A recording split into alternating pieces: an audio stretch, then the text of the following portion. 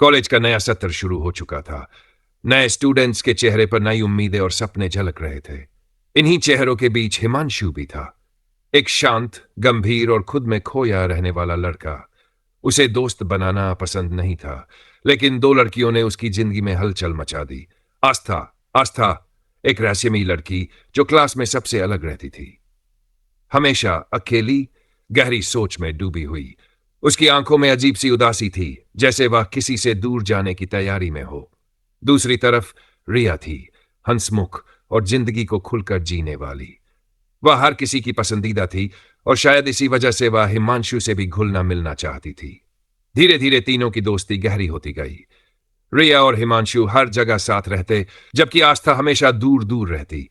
लेकिन हिमांशु को आस्था की आंखों की गहराई में कुछ ऐसा दिखता था जो उसे बेचैन कर देता था। छुपे हुए थे जज्बात। एक दिन रिया ने मजाक में पूछा, तुमने कभी किसी से प्यार किया है हिमांशु? हिमांशु मुस्कुराया, प्यार शायद नहीं, लेकिन किसी को महसूस किया है, हां। रिया ने चुटकी लेते हुए कहा, तो जब समझ आ जाए कि प्यार क्या है मुझे जरूर बताना। हिमांशु हंस पड़ा, लेकिन उसने महसूस किया कि आस्था कहीं दूर खड़ी यह सब सुन रही थी। उसकी आंखों में वही अधूरी खामोशी थी। हिमांशु को अब समझ आ रहा था कि उसका मन आस्था की ओर खिंच रहा है, लेकिन जब भी वह उससे इस बारे में कुछ कहना चाहता, आस्था कोई बहाना बनाकर टाल देती। एक दिन हिमांशु ने आस्था से पूछा, तुम हमेशा इतनी चुप क्यों रहती हो? क्या कोई बात है? आस्था ने गहरी सांस लेते हुए जवाब दिया, कुछ जख्म ऐसे होते हैं जो दिखते नहीं, बस महसूस किए जाते हैं। हिमांशु समझ नहीं पाया कि आस्था किस दर्द से गुजर रही थी, लेकिन वह जान गया था कि यह दर्द बहुत गहरा था। इस बीच रिया ने हिमांशु को अपने दिल की बात बता दी। मुझे तुमसे प्यार हो गया है हिमांशु। हिमांशु चुप रह गया। उसके दिमाग में सिर्फ आस्था की आंखें घूम रही थी। रिया ने उसकी आंखों में जवाब पढ़ लिया। उसने मुस्कुराने की कोशिश की, लेकिन उसकी आंखें नम हो गईं। मुझे लगा था कि शायद, लेकिन कोई बात नहीं। बस एक वादा करो कि अगर कभी आस्था को तुम्हारी जरूरत हो तो तुम उसे अकेला मत छोड़ना। लेकिन उसे नहीं पता था कि अगले दिन उसकी दुनिया पूरी तरह बदल जाएगी। एक अधूरी कहानी। अगली सुबह कॉलेज में खबर फैली, आस्था ने आत्महत्या कर ली। हिमांशु को यकीन नहीं हुआ। भागता हुआ उसके हॉस्टल के कमरे में पहुंचा, जहां रिया पहले से रो रही थी। उसके हाथ में आस्था की डायरी थी। डायरी में आखिरी शब्द लिखे थे, मैं हमेशा तुम्हें पसंद करती थी हिमांशु, लेकिन मेरे अतीत का अंधेरा मेरे भविष्य को निगल चुका था। मैं जानती थी कि अगर मैं जिंदा रही तो तुम्हें कभी प्यार नहीं दे पाऊंगी, लेकिन मैं चाहती हूं कि तुम खुश रहो और रिया का साथ कभी मत छोड़ना। हिमांशु के हाथ कांपने लगे। उसकी जिंदगी का सबसे खूबसूरत हिस्सा अब सिर्फ यादों में रह गया था। बिछड़ने का दर्द। समय बीतता गया। हिमांशु और रिया ने आस्था की यादों को संजो कर रखा, लेकिन एक खालीपन हमेशा उनके साथ रहा। एक दिन गार्डन में बैठकर हिमांशु ने रिया से कहा, आस्था ने कहा था कि मैं तुम्हारा साथ कभी न छोड़ूं और मैं ये वादा निभाऊंगा।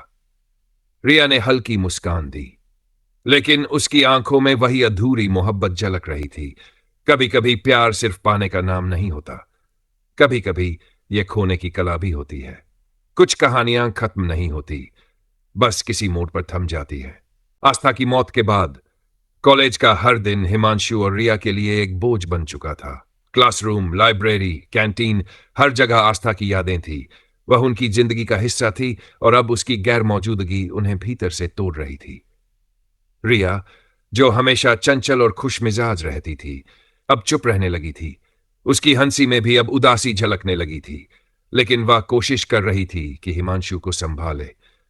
एक शाम जब दोनों कॉलेज की खाली बेंच पर बैठे थे, रिया ने कहा, हमेशा आस्था की यादों में मत खोए रहो हिमांशु, तुम्हें आगे बढ़ना होगा।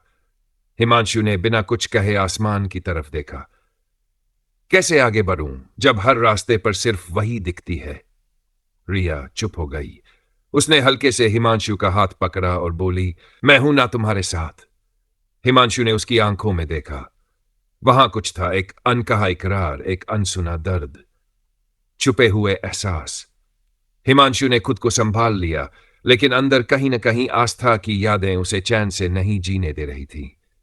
एक दिन रिया ने हिमांशु से कहा, अगर आस्था आज जिंदा होती तो वह क्या चाहती? हिमांशु ने गहरी सांस ली और जवाब दिया, वह चाहती कि हम खुश रहे। रिया मुस्कुराई, लेकिन उसकी आंखें नम थीं। वही कॉलेज, नई कहानी। धीरे धीरे रिया और हिमांशु एक दूसरे के करीब आने लगे।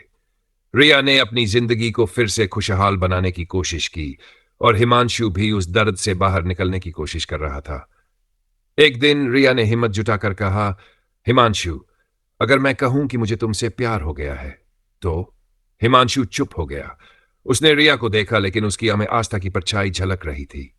रिया, मैं तुम्हें वो जगह नहीं दे सकता जो आस्था के लिए थी, लेकिन मैं तुम्हारा साथ जरूर दे सकता हूं।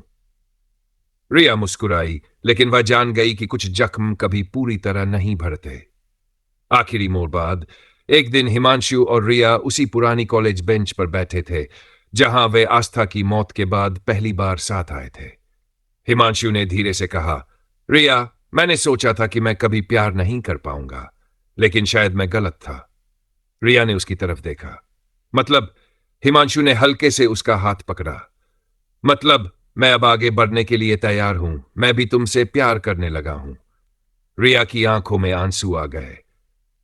इतनी देर क्यों कर दी, पागल? हिमांशु हंस पड़ा और उसी पल हल्की हवा के साथ एक पीला पत्ता उनकी गोद में आ गिरा।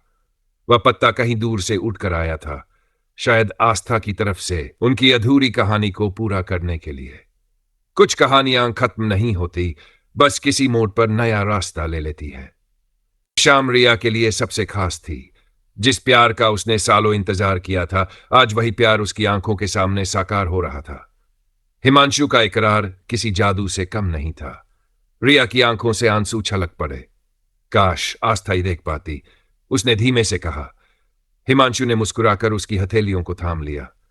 शायद उसने देख लिया। उसने आसमान की ओर देखा, जहां हल्की ठंडी हवा बह रही थी, जैसे किसी ने उनके फैसले पर अपनी मुहर लगा दी हो। खुशियों की वापसी। इसके बाद हिमांशु और रिया ने अपने रिश्ते को एक नई दिशा देने का फैसला किया। वे साथ समय बिताने लगे, कॉलेज की यादों को नए रंग देने लगे। जहां पहले आस्था की यादें भारी पड़ती थी, अब वहीं प्यार की मिठास घुलने लगी थी। एक दिन दोनों आस्था की कब्र पर गए। रिया ने हल्की मुस्कान के साथ एक गुलाब रखा और कहा, हमने तुम्हारा कहा माना, आस्था। हम खुश रहने की कोशिश कर रहे हैं। हिमांशु ने भी धीरे से पत्तों पर हाथ फेरा और फुसफुसाया, शुक्रिया आस्था, हमें इस राह पर लाने के लिए।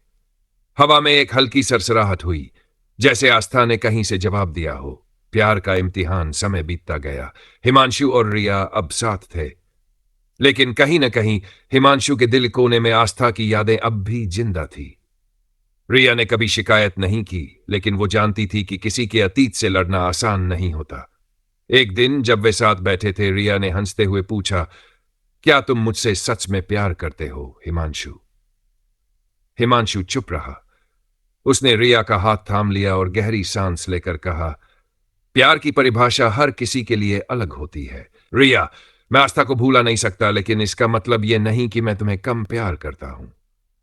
रिया ने उसकी आंखों में देखा। वहां सच्चाई थी। उसने हल्की मुस्कान दी और कहा, बस इतना ही काफी है। कुछ प्यार अधूरे ही सही, लेकिन वे कभी खत्म नहीं होते।